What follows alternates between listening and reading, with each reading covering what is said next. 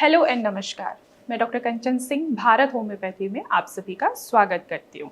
और आज के इस वीडियो में मैं आप सभी से बात करने वाली हूँ उन अस्थमा पेशेंट के बारे में जिनको परेशानियां काफ़ी हद तक बढ़ रही हैं, स्पेशली गर्मी के मौसम में। गर्मी का मौसम आ चुका है, जो गर्म हवाएं चल रही हैं, धूल मिट्टी भरी हुई जो हवाएं हैं, उनके वजह से दमा के पेशेंट की परेशानियां बहुत ज़्यादा बढ़ती हुई नज़र आ रही हैं। अक्सर ओपीडी में भी पेशेंट आते हैं तो उनका यही सवाल होता है कि मैम गर्मी आ चुकी है, अब धूल मिट्टी बहुत ज़्यादा हो रहा है, एयर पोल्यूशन बहुत ज़्यादा हो रहा है, यहाँ तक कि हवा इतनी तेज़ चल रही है कि जो डस्ट पार्टिकल हैं उनके वजह से भी हमें हमारी सांस की परेशानी और भी ज़्यादा बढ़ती हुई नज़र आ रही है। तो ऐसे कंडीशन में हम आखिर क्या करें? तो ऐसे कंडीशन में गर्मियों के मौसम में अगर आपको सांस लेने की तकलीफ बढ़ रही है तो इस कंडीशन में कुछ योगासन आपको ज़रूर अपनाने चाहिए। तो आज की वीडियो में मैं आप सभी से यही बात करने वाली हूँ कि आखिर दमा के मरीज कौन कौन से आसन को अपनाएं जो उनको सांस लेने में जो तकलीफ हो रही है वो काफ़ी हद तक उनको कम होता हुआ नजर आए। जैसा कि आप सभी को पता है कि अस्थमा फेफड़े से रिलेटेड ही समस्या है। इसमें क्या होता है कि जो आपकी एयर वेज होती है उनमें इन्फ्लामेशन हो जाने की वजह से वो नैरो हो जाते हैं। नैरो होने की वजह से पेशेंट को सांस लेने की तकलीफ काफ़ी हद तक बढ़ जाती है। और जो इन्वायरमेंट में जो डस्ट पार्टिकल हैं और जिस भी चीज़ से उनको एलर्जिक है, एलर्जी की अगर मैं बात करूं जैसे कि डस्ट है, पोल्यूशन है, परफ्यूम है, फ्रेगरेंस है या कोई पॉलन गेंस हैं, उनके वजह से भी पेशेंट को दिक्कतें उनकी बढ़ती हुई नज़र आती हैं।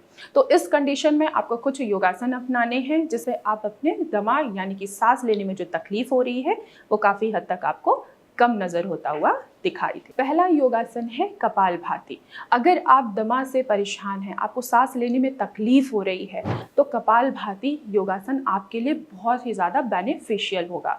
क्यों? क्योंकि ये क्या करेगा कि आपके फेफड़े में ऑक्सीजन की मात्रा को बहुत तेज़ी के साथ लाएगा, जिसके वजह से आपको जो सांस लेने की जो तकलीफ आ रही थी वो काफ़ी हद तक आपको कम होती हुई नज़र आएगी। तो आप कपालभाति करिए और जो आपको सांस लेने में तकलीफ हो रही है उसको कम करिए। दूसरा योगासन है सूर्य भेदी योगासन।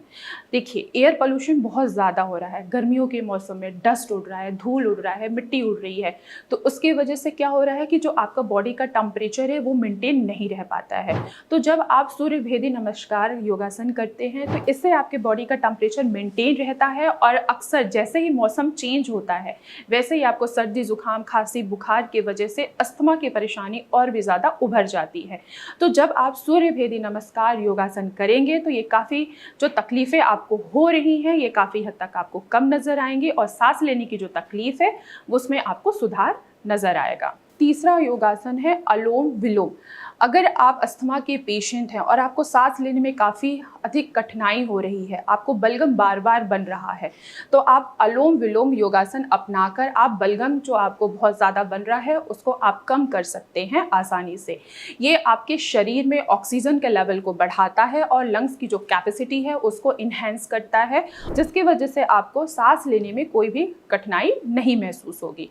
तो आप दमा के मरीज़ हैं और आपको सांस लेने में तकलीफ हो रही है तो आप अलोम विलोम योगासन अपना कर भी आप अपने सिम्टम्स को काफ़ी हद तक कंट्रोल आसानी से कर सकते हैं।